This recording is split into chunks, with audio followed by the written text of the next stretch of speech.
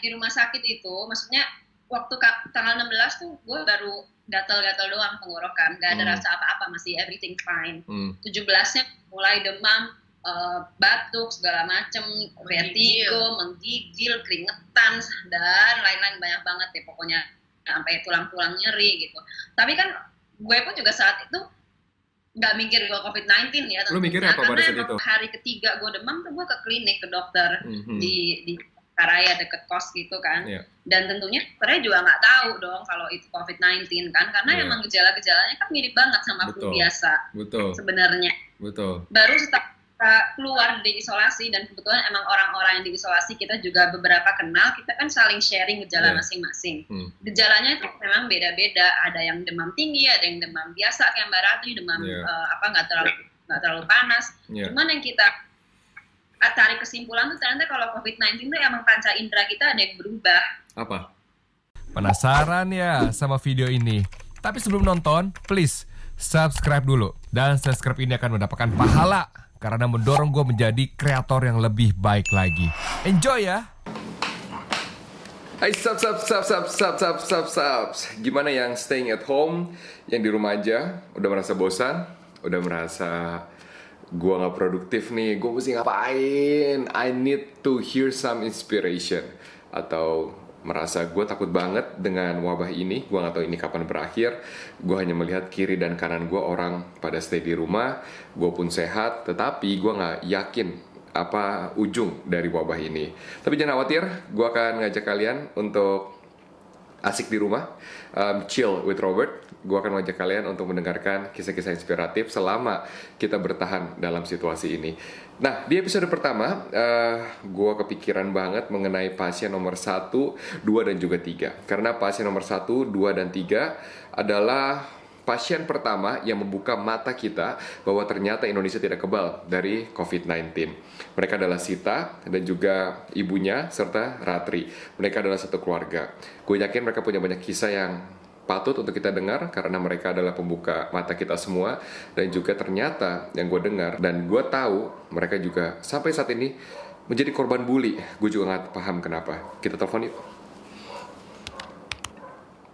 Oke, gue telepon. Sekarang gue telepon Sita dan juga Ratri, kakak beradik.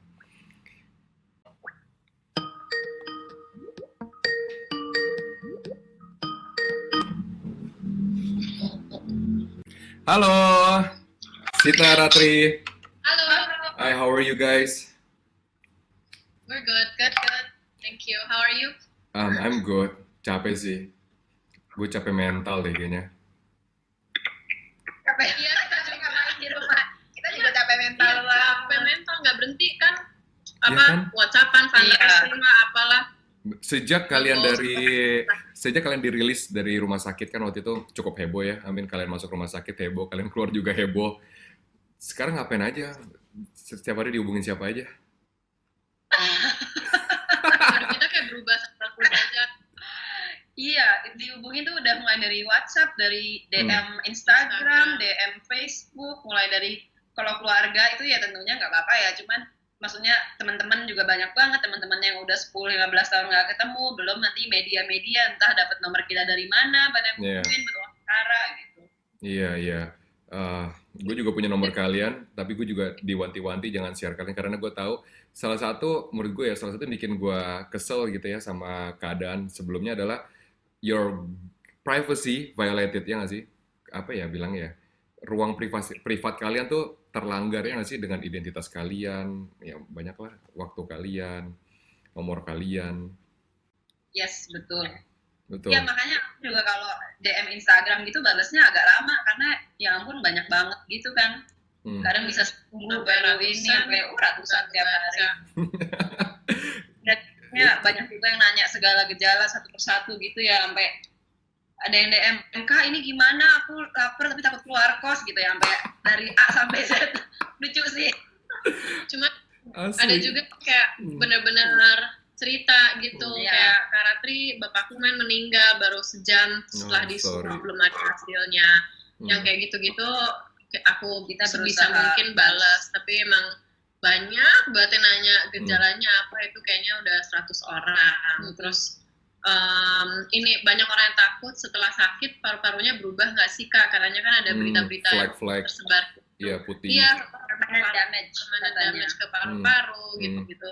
Ya itu yang jawaban gitu kita nggak punya jawabannya, jadi ya gimana ya? Sebisa kita yang kita alami kita bales, tapi kalau udah ranah ke kedokteran dan pemerintahan ya kita nggak bisa jawab juga ya. Kalian kan sama sekali tidak ada ilmu ataupun pekerjaan disiplin skill yang di dalam bidang medicine kan? Kalian kan arts, right? Pekerja seni. Bener kan? Kita all we thought about sampai tanggal berapa itu? Kita dirilis tanggal 13 ya.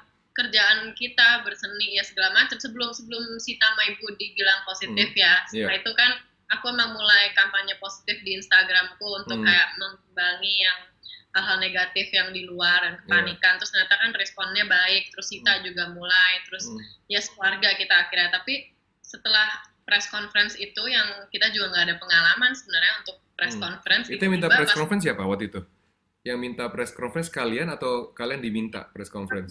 Nggak sadar waktu press con ya, karena kita cuma dikasih tahu ini rahasia ya, nanti hari Senin Pak Terawan dan Kementerian Kesehatan mau memberikan kalian penghargaan gitu ya. Kita pikir cuma bisa jadi gini dibilangnya, maksudnya kenapa rahasia saat itu, karena waktu ditelepon hari Sabtu untuk acara hari Senin kan bukan menteri maupun jajarannya gitu kan, kita nggak tahu ya, jadi masih mungkin berubah ya, kita juga nggak bilang ke siapapun gitu, cuman emang ya cuma mau dibilang diberi penghargaan karena inisiatif kami untuk tes sehingga membantu pemerintah untuk menanggapi COVID-19 dengan cepat gitu, meskipun kita tahu ada media mungkin gitu, tapi kita kayak nebak-nebak itu ini apa kita nggak tahu. Terus kan kita kan ya udah ya yang ngasih tahu Sita juga paparan atasnya RSPI kan yang kontak kita, dan kita juga nggak mau ganggu, jadi kita ya udah gitu, we play along. Ibu emang ngotot pokoknya yuk kita pakai kebaya ya, ini kan representatif Nusantara gitu. Ya udah kita taunya segitu. Terus hari H-nya tuh pas dijemput jeger gitu ya, rame. Tiba-tiba media udah rame banget. Kita juga kayak gitu ya, nggak ada pengalaman kayak gitu sama sekali. Terus ya udah dari situ terus demand-nya tiba-tiba banyak banget, jadi ya hidup kita itu berubah. Tapi kalian nyaman nggak dengan perubahan ini? Sebenarnya nyaman-nyaman enggak, karena emang capek banget. Tapi awalnya yang bikin kita keep going itu karena memang banyak orang yang terus direct message ke kita semua bilang, aduh kita seneng banget, ada banyak respons baik dari video BBC, dari interview CNN hari pertama tuh rilisnya, itu pada bilang kita jadi tenang loh, kita jadi tenang loh dengar cerita kalian, makasih sharing ya. Itu aja sih yang bikin kita oh ya udah berarti emang orang-orang perlu dikasih tahu nih apa yang terjadi sama kita untuk menenangkan dan supaya ngebikin orang nggak panik lebih dari yang udah panik ini gitu. Dan nggak nyamannya sih lebih karena ini ya netizen yang darurat literasi dan darurat empati sih. Yes. Tapi gue setuju banget itu. Tapi sebelum ke sana, banyak orang tahu kalian pasien nomor 1 dan nomor 3 karena ibu nomor 2 ya, betul ya? Ya, tapi kan gue pengen ngajak orang-orang nih kenalan dulu sama kalian. Ratri, Anindya itu siapa? Sita Tiasutami itu siapa? Kita mulai dari siapa? Ratri dulu deh, Tri. Nah, Sabs, gimana? Enjoy nggak dengan konten-konten di channel ini? Nah, tidak hanya memberikan tontonan yang seru, tetapi juga channel ini akan memberikan giveaway yang seru juga. Gimana caranya biar nggak ketinggalan giveaway? Gampang, buka Instagram kalian, scan barcode ini adalah barcode Instagram gua, terus di follow. Kenapa? Karena setiap giveaway akan gue umumkan di Instagram, dan pemenangnya juga akan gue umumkan di Instagram. Apa ya, dulu kuliah di HI Unpar, gue tanya dari dulu emang pengen jadi atasye kebudayaan. Itu polos. Berarti lu jadi diplomat cita-citanya? Diplomat tapi khusus hanya di Departemen Kebudayaan kan, tanpa tahu dulu struktur kementerian ke foreign minister tuh kayak apa. Pokoknya dia aku mau jadi atasye kebudayaan gara-gara dulu kita waktu kecil tinggal di Kanada. Terus aku Sita selalu disuruh pentas nari Merak, nari Jawa gitu, dan mereka tuh respons ke tari-tari tradisional kita tuh kayak wow banget. Kayak kok gini sih. Terus gue jadi kayak budaya kebudayaan kita tuh banyak yang seneng ya, jadi gue pengen banget nih jadi international bridge untuk kesenian dan kebudayaan Indonesia. Itu Udah dari gitu kecil, kan. cita-cita lo kayak gitu?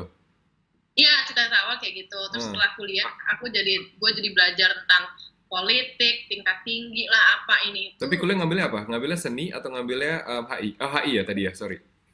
Unpar. Unpar, ya. Terus? Gue belajar, oh ternyata politik tuh bukan tempat gue gitu. Nah terus itu life crisis yang pertama umur 22 tahun. Terus gue pulang ke Jakarta, curhat ke ibu, Bu aku nggak bisa nih masuk Kemenlu nih, nggak cocok gitu, aku nggak tahu ngapain. Nah terus kita kan dari kecil kan karena ibu penari, kita sering nonton dia pentas di Geraha Bakti Budaya, di GKJ, dia selalu juga touring internasional, nari-nari, kita suka ditinggal di rumah. Nah terus suatu hari tuh lagi ada ini pagelaran Indonesian Dance Festival kalau nggak salah itu atau apa gitu, pokoknya ibu foundernya kan? Indonesian Dance Festival ibu foundernya kan? Ya ibu salah satu founder sama Nungki Kusmastuti, Sardono Kusumo,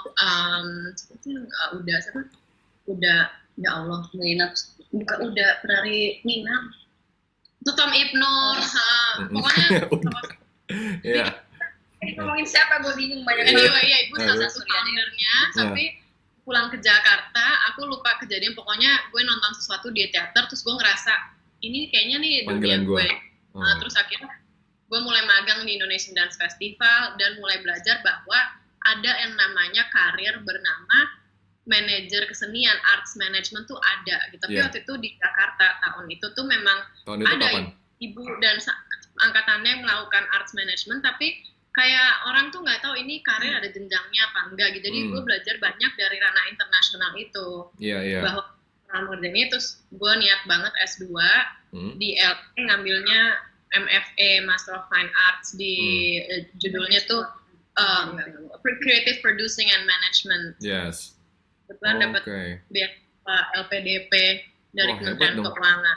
Wah, gila, berarti nggak nyambung banget ya S1 lo sama S2. S1 lo adalah HI, S2 lo adalah nyambung lagi, tenang.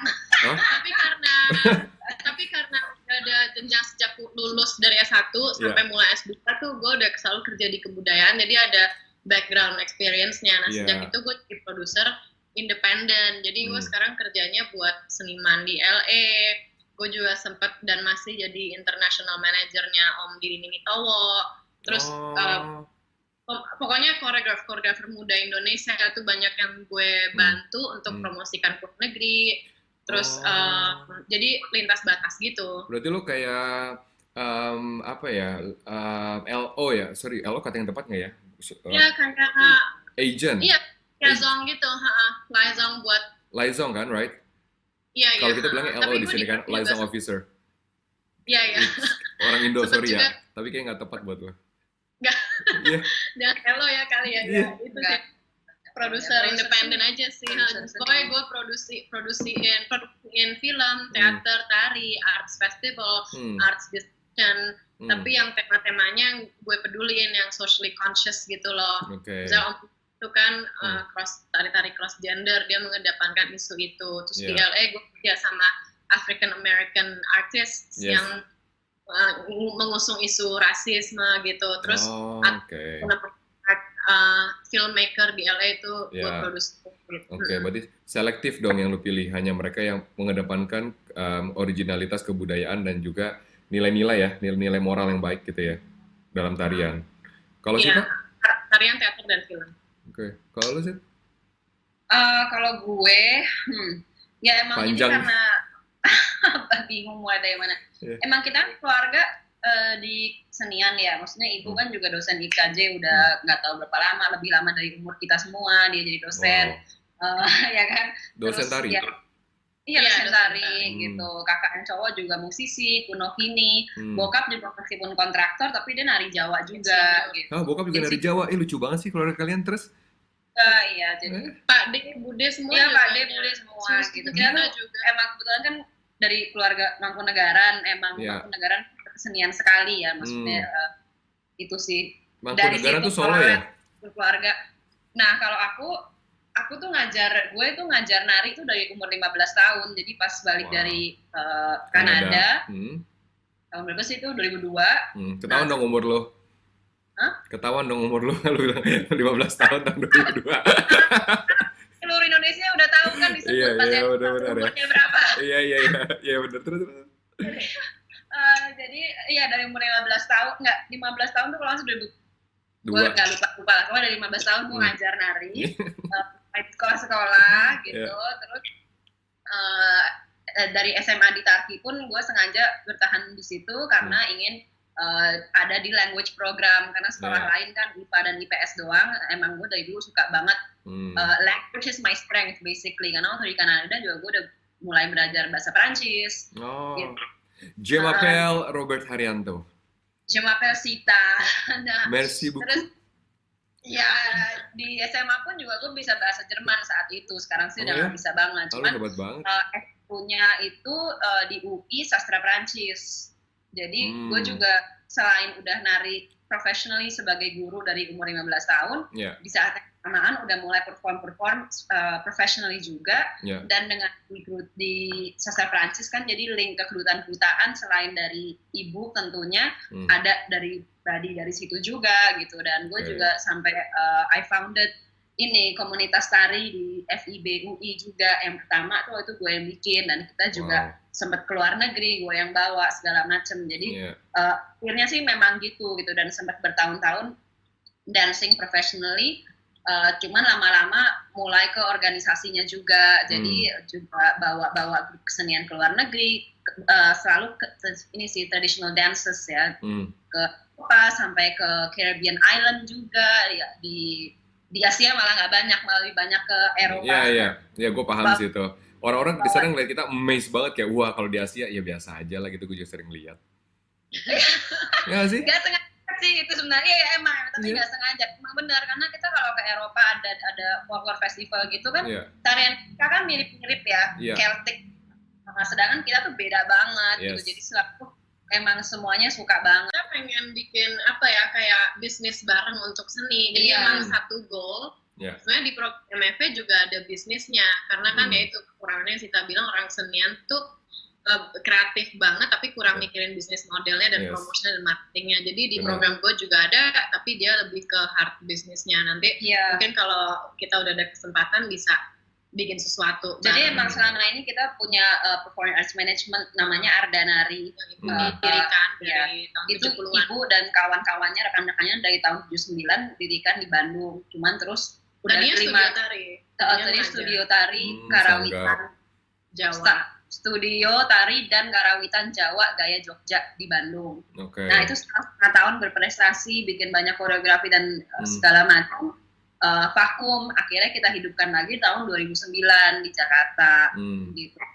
Kita sering memakai nama itu untuk proyek-proyek kita juga. Gitu. Nah, gue juga kalau gue kuliah MBA-nya di IPMI International Business University.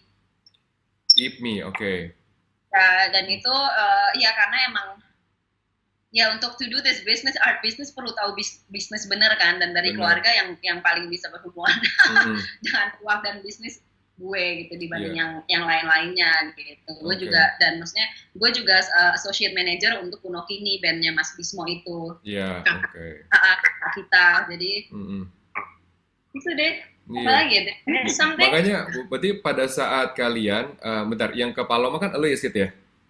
Iya, gue juga. Lu juga ke Paloma. Pada saat itu lu hang out, lu nyantai, atau lu ngajar, atau lu bawa kru, atau apa? Tahun terakhir, hampir 2 tahun terakhir gue mulai masuk ke dunia Latin dance.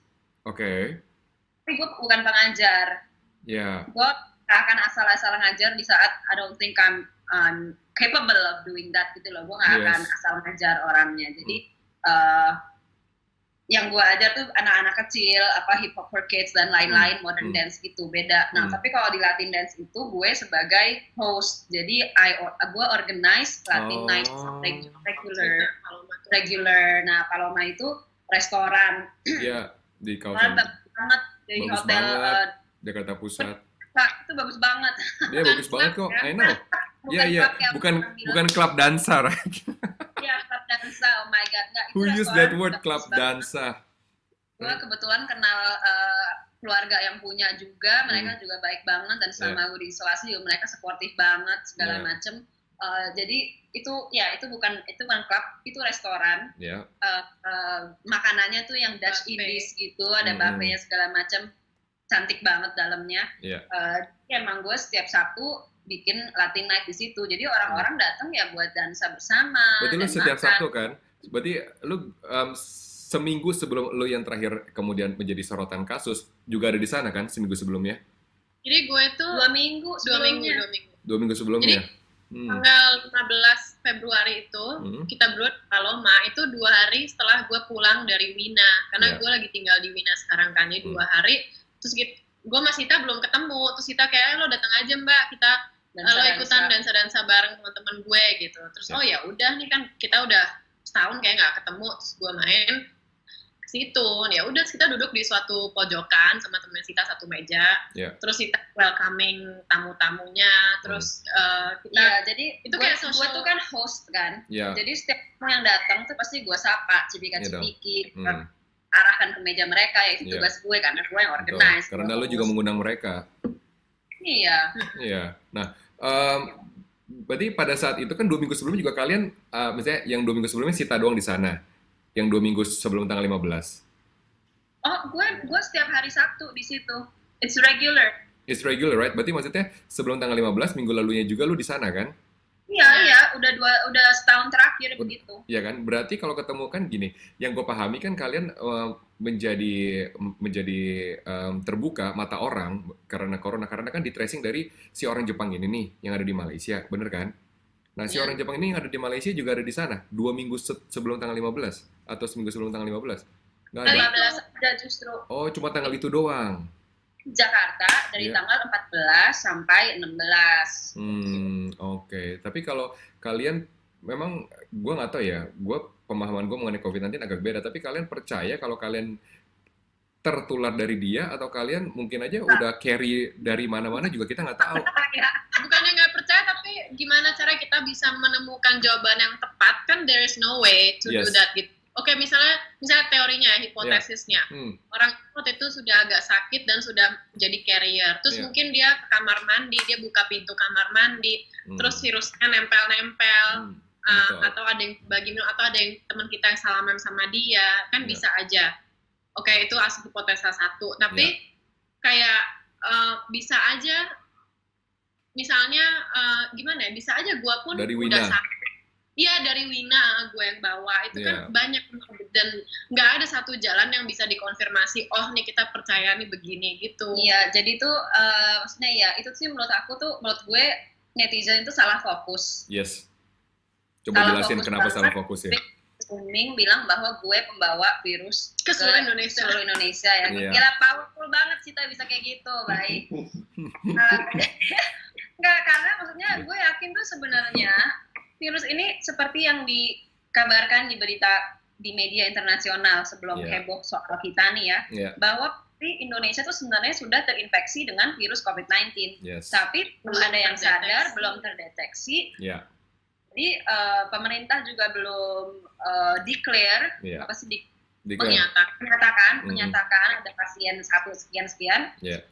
Pas banget kena sialnya di gue aja, gue nomor 1 gitu kan, karena gue inisiatif untuk minta ngecek gitu, karena setelah gue testing ke belakang nih, ternyata di sekitar kita, entah di komunitas tari maupun bukan komunitas tari, itu di saat-saat sebelum itu udah banyak banget yang sakit dengan gejala-gejala yang sama.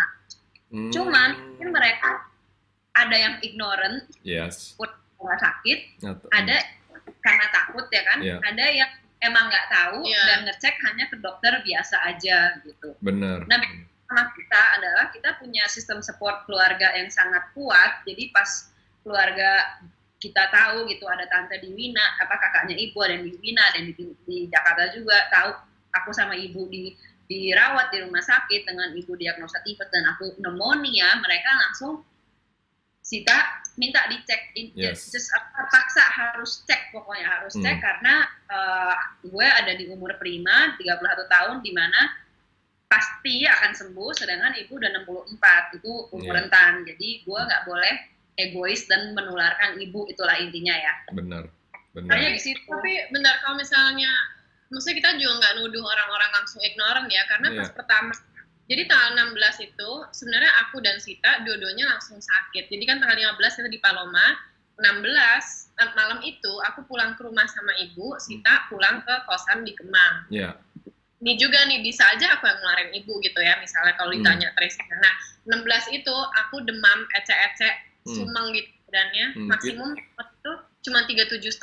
Sita di kosan sehari 2 hari kemudian juga demam, tapi langsung jadi tinggi. Nah, tunggu bentar. Tapi setelah itu kita pun kan terus ngecek langsung. Aku pun ngecek ke rumah sakit. Tapi kan orang bukannya pasti ignoran, tapi kan karena flu ini radang gitu. Jadi biasa kan menganggap biasa. There's no way of really knowing awalnya gitu loh. Jadi mungkin emang karena karena ketidaktahuan aja gitu. Tapi memang Bu Yani itu Bude kita yang di Mina itu kan di Eropa kan progresnya udah daruratnya kan cepet banget. Jadi dia selalu ayo dong Sita dan Ibu cek aja. Itu pun saat awalnya minta dokter di rumah sakit pertama itu belum bisa menindaklanjuti karena untuk corona itu ada prosedurnya dulu gitu loh. Nah, jadi waktu itu mereka masih udah nggak apa-apa kalian rawat inap dengan tipes dan bronkopneumonia. Nah, terus nanti Sita lanjutin. Tapi begitu Sita ada berita terkonfirmasi bahwa si orang Malaysia ini positif dan dia diberitakan oleh komunitasnya teman-temannya di Latin Dance di Malaysia, terus dia nyampaikan ke dokter di rumah sakit awal itu langsung serius mereka langsung dipindah ke rumah sakit rujukan. Jadi memang harus ada bukti-bukti yang jadi sana gitu. Jadi sorry ini gue mau ingin aja ya. Jadi soalnya kan datanya disebut Paloma terus ya. Sebenarnya di tanggal 15 itu gue juga ke Latin Night lain sebagai tamu di tempat lain dan orang itu juga ada. Gitu. Orang Jepang itu juga ada. Ada juga, karena dia emang lagi di sini satu weekend dan dia orang dansa juga, jadi dia datang ke Latin Night yang ada di sini gitu. Dan sejujurnya gue tuh kenal sama dia aja enggak. Dan orang ini perlu ditekankan dia adalah perempuan, bukan laki-laki yang kata media dan menyewa gue dan nyokap gue itu ya, karena bukan pernah itu jahat banget sih. Actually itu beneran jahat netizen, but tapi kita nggak sadar itu jahat banget. Ya makanya netizen tuh salah fokus banget, mereka cari celah untuk menjatuhkan kita karena kita wanita sih menurut gue itu juga salah satu alasannya. Nah cuman ini tadi gue bilang apa ya? Oh ya di rumah sakit itu maksudnya waktu tanggal 16 tuh gue baru gatal-gatal doang tenggorokan, gak ada rasa apa-apa, masih everything fine. 17-nya mulai demam, batuk segala macem, vertigo, menggigil, keringetan dan lain-lain banyak banget ya pokoknya. Sampai tulang-tulang nyeri gitu. Tapi kan gue pun juga saat itu nggak mikir gue COVID-19 ya. Lu mikirnya apa pada saat itu? Lu pernah nggak kayak gitu? Karena gue kalau flu biasa pun gue separah itu. Karena emang kebetulan gue ada vertigo dan gue ada fibromyalgia. Jadi tulang-tulang gue nyeri tuh sering banget. Orang pernah tahun lalu tuh tulang-tulang gue nyeri sampai 2 bulan. Karena gue ada fibromyalgia. Jadi buat gue juga ya bedanya apa gitu kan. Terus pas ke dokter itu hari ketiga gue demam tuh gue ke klinik ke dokter di Karaya deket kos gitu kan. Dan tentunya dokternya juga nggak tahu dong kalau itu COVID-19 kan, karena emang gejala-gejalanya kan mirip banget sama flu biasa sebenarnya. Baru setelah keluar dari isolasi dan kebetulan emang orang-orang yang diisolasi kita juga beberapa kenal, kita kan saling sharing gejala masing-masing. Gejalanya itu memang beda-beda, ada yang demam tinggi, ada yang demam biasa kayak Mbak Ratu, demam nggak terlalu panas. Cuman yang kita tarik kesimpulan tuh ternyata kalau COVID-19 tuh emang panca indera kita ada yang berubah. Apa?